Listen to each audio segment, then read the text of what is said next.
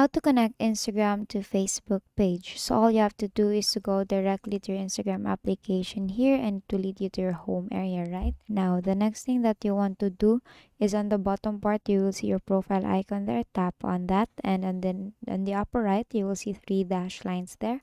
Tap on the three dash lines and tap on settings. Now here on settings, you will see this a lot of options. So you have to tap on the creator option there. It's actually the third option. Tap on that and a lot of options again. Tap on connect to a Facebook page, and as you can see here, connect or create a Facebook page, then tap on continue.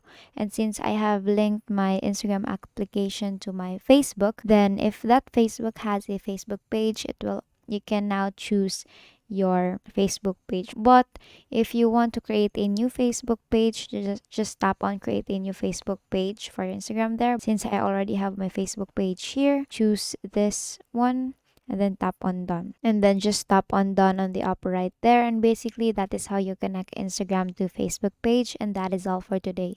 If this video helped you, please give us some thumbs up and subscribe to our YouTube channel for more tutorials. Thank you for watching.